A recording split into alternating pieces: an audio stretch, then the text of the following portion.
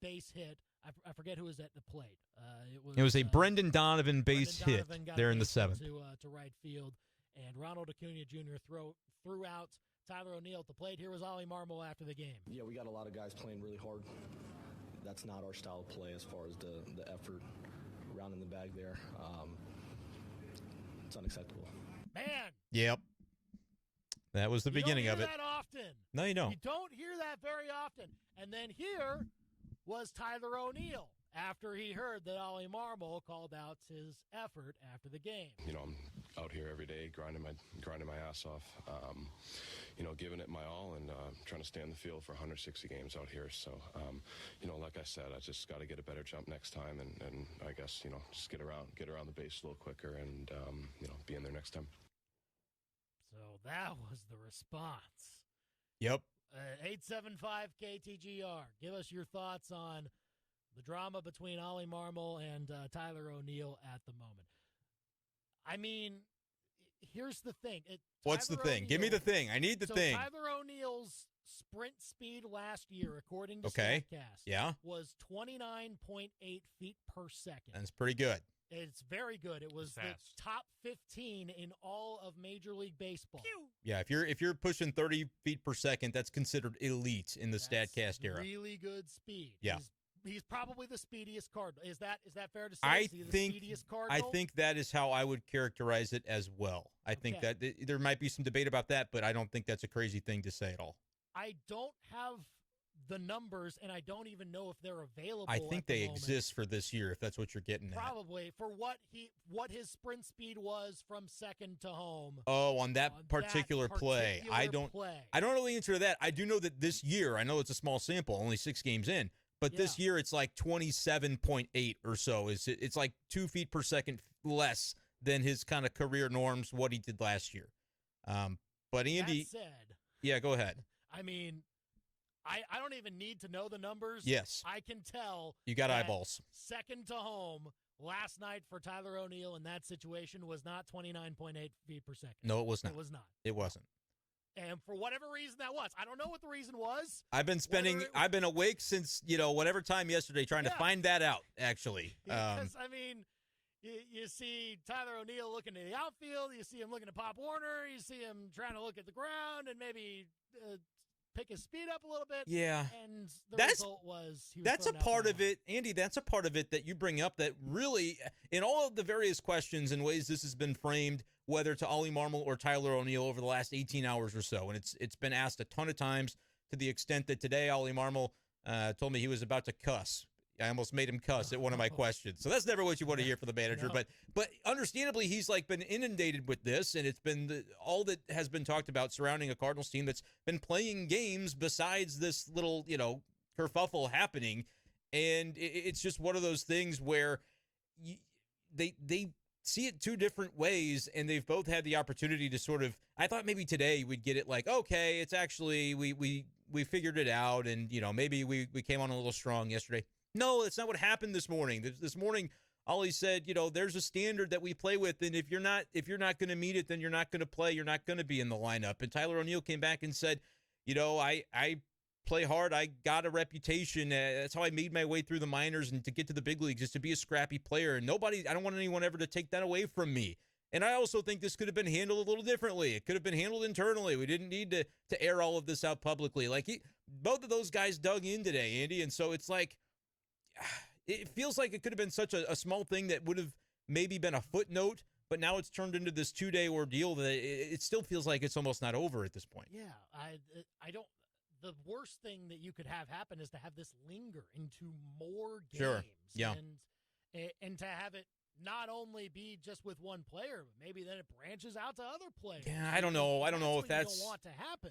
No, and I think Ollie wants to set a tone for what the effort looks like and what the Cardinals expect of guys, and they know the standard of what O'Neill is capable of. And that's what was so crazy about last night is before all of this even began, going down into the interview room where Ollie Marmol would speak after the game yesterday, I didn't get a sense that this was all about to happen. Honestly, I knew that the question would come up because that was a key play in the game, and everybody up in the press box was kind of like, okay, that didn't look right to our eyes, but what was the reason for it? Is it slick out there? And so he's just timing his steps wrong? Did he not get a good secondary lead? Did Pop Warner send him and shouldn't have? And so, like, we're all kind of wondering what Ollie's going to say, and he comes right out and says it's an effort thing. And that's when you go, okay, the gloves are off on this.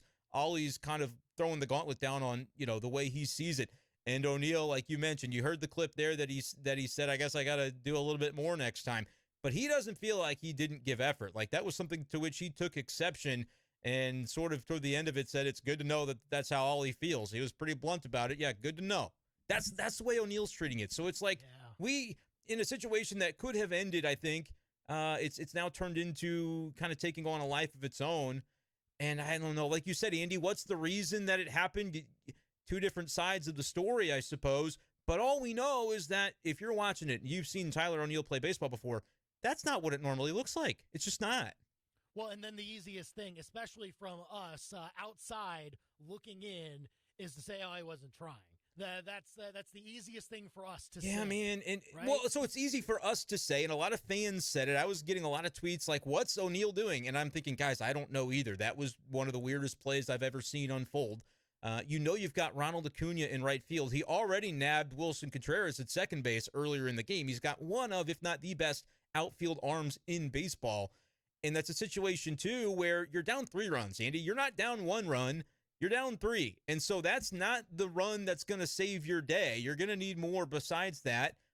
My thing was, I don't think it was a good send at all by Pop Warner. I don't think there's any reason to do it. Even if you thought it's a 90% chance he's going to be safe, the game situation as they had it set up last night was so favorable for the Cardinals because the Braves had just brought in a lefty reliever, Dylan Lee. And the 3-batter minimum, they've got to keep him in. Brendan Donovan, they don't care if it's lefty, righty. They trust that dude to go get the base knock, and he did. He got the hit. It would have been bases loaded with Tommy Edman batting from the right side. He absolutely crushes left-handed pitching. And if that is able to work out, you've got Carlson then batting from the right side, who last year crushed left-handed pitching. So they had a chance to win that game if you don't send him there. But the question was, who do you kind of lay the blame on? And I think it's kind of a combination thing. For Ollie, it's not. It's Tyler O'Neill didn't give the effort. He couldn't have been more clear. Like I said, he was a little bit perturbed this morning when it's like we're still asking these questions about it because we're trying to know. Your player is saying it's something different, Ollie. Like, that's why we're asking so many questions. You say it's one way, and your player has repeatedly said it's a different way. And so that is obviously going to invite some questions. But when asked about was it a bad send, he said, no, what Pop Warner saw is that if Tyler O'Neill is giving his normal standard effort that we see from him, it's not even a close play at home. He's safe. And I'm looking at that going, it's Ronald Acuna. I don't think and I respect the hell out of Ollie. I think he is an excellent manager. I don't see it the same way that he sees it on this one. You got to know it's going to be bang-bang play at home at best. You can't just discount the arm of Acuna and go, he's going to be safe. No, I think he could have been safe. If he's going... And again, I don't know that it wasn't effort. I think he just overthought it, Andy. I think he kind of froze up in the moment. We're not athletes. We're not pro athletes. Imagine trying to round the bag, right, Andy? If you were to go run the bases right now, would you get it a clean turn every time? No, you'd be terrible. So would I. Yeah. Tyler O'Neill does this professionally, but in a slick outing is a little bit... I'm not trying to make excuses for him, but I just think too many things were happening at once for him, and he acknowledged maybe I was a little bit too caught up in the thought process instead of letting it go get him. Do what I normally do and go get him. That's what he said last night. He talked for 4 minutes, Andy, but that was the one quote that jumped out to me that actually felt genuine of, I think he was just overthinking it, and he screwed up, and he failed to execute. But he took exception when you start talking about effort. That's one thing that certain guys are going to respond differently to. And he didn't. I mean, you see the way he's responded to it. He's doubled down and said, "Man, I'm not that type of player." And so it's bold words to say that I did. Either. I don't blame him at all. Yeah, man, that's tricky. That's also a very delicate line for him to walk. Yes. I mean, you mentioned the whole. It's very interesting how Ollie Marmol might treat something like that. Do you blame your player or do you blame your coach? Do you blame both, or do you just take the blame yourself? Like that, there are many different ways that he. Oh, sure, you could do that, and people would look at it and go, "Well, it's not Ollie Marmol's fault." But we've seen coaches in different sports do those sorts of things because that's their management style. Remember last year, though, when something similar happened with Harrison Bader? Ollie Marmol thought he was dogging it on a fly ball to end an inning. He wasn't running it out hard.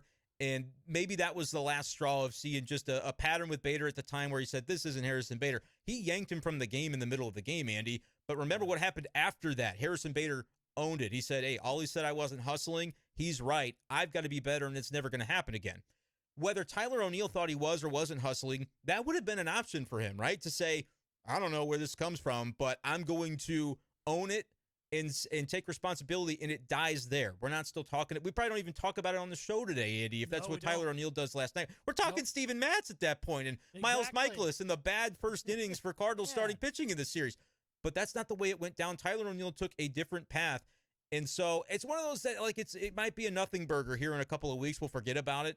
But, man, for this to be happening 5-6 games into the season doesn't feel like a great omen, right? So it's just it's weird. I'm telling you, I was involved in the rooms when all of these quotes that you're going to see and read were happening. It was weird. I didn't expect it to happen. Each time we talked to a different guy, I thought, surely this will be where it sort of just goes to bed and we can move on.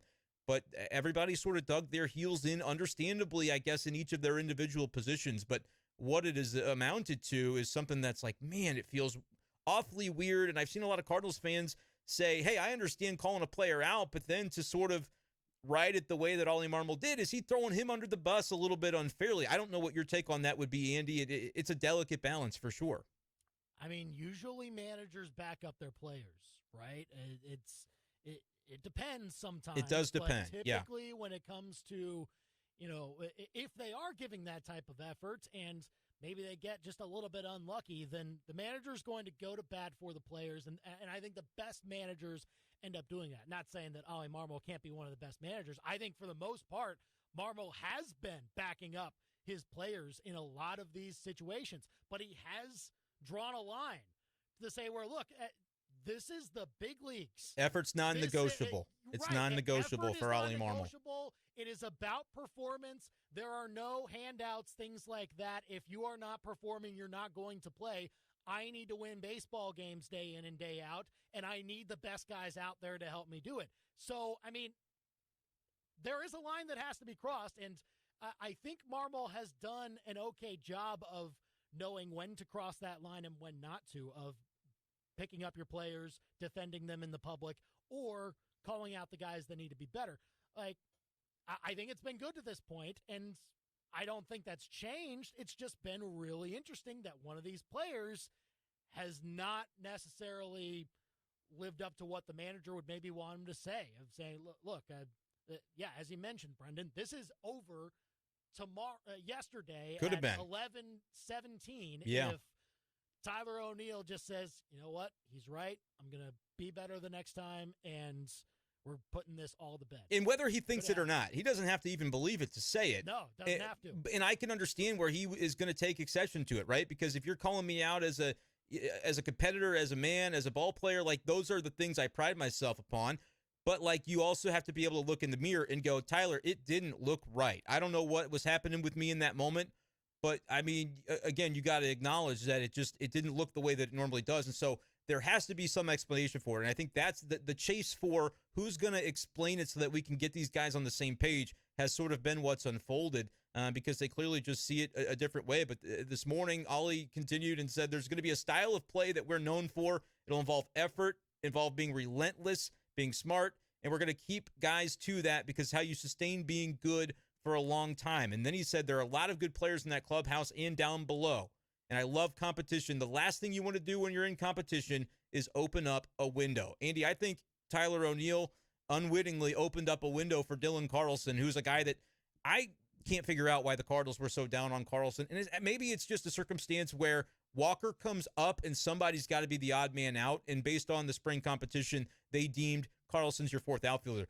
But he had a couple of plays in center field today, starting for O'Neill, that I'm like, this is why Dylan Carlson's your center fielder. I mean, he is head and shoulders your best defensive center fielder. Maybe he hasn't had a bad start to the season offensively. Had a double today, had a couple of hits earlier in the series. I feel like Dylan Carlson might have been the guy that takes that open window and puts a crowbar there so it stays open. I'll be really curious to see what the playing time shakes out as on this road trip where Dylan Carlson, I mean, you can't argue with the jumps that he gets defensively. And if he can hit, I mean, he was a top prospect at one point in time for a reason. So there might be some writing on the wall that Dylan Carlson can take advantage of this after what I considered to be a very weird way that his season has begun, not because of anything he's done, but just because of the circumstances around him. Ollie Marmol reiterated this earlier in this week, where he said it came down to Dylan Carlson or Juan Yepes to make the roster, Andy. We're not talking about the lineup. To make the roster out of camp, and the reason it was Carlson over Yepes, they're both here now because of Newt's injury, but the reason it was Carlson over Yepes was because of his defensive flexibility. I'm like, why is it even a question that Dylan Carlson would make your roster? That's kind of thrown me for a loop, but I think now bygones are about to be bygones if he just takes this job and runs with it.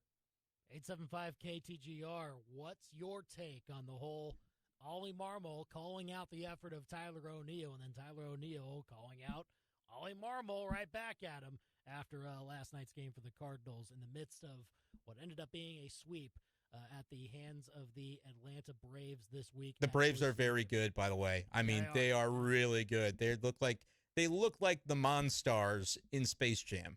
Like they just are. They're jumping over walls, taking away home runs. They're making diving plays on the infield, taking away hits. They're hitting home runs 470 feet. The Braves are going to be a force in the National League. There's no doubt. It's a tough team to deal with. It is. It really is. Yeah, and so there's no shame in it. I mean, the Cardinals still hit the ball very well. Oh, dude. They're smoking the baseball. Yeah, they just hit. The offense is just fine. It's just. I think the offense is fine, but they got swept, but it would not have taken a lot to have 1, 2 out of 3 or even better in this series. Like you could just pinpoint a couple of plays per game, the O'Neill one being the obvious one from yesterday. And today, I just look at the 9th inning.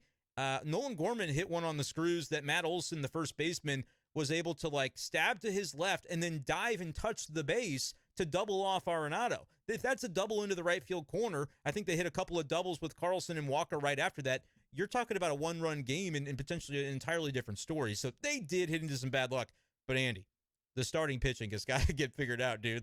They can't keep starting games by spotting the other team 1, 2, or 3 runs in the first 2 innings. It's been a real problem in the early going. First week for these starting pitchers, so we'll see if it gets fixed. If it gets fixed very soon. 875 KTGR, give us a call or a text. Talking more Cardinals here on the show at 5:05. Up next, the Chiefs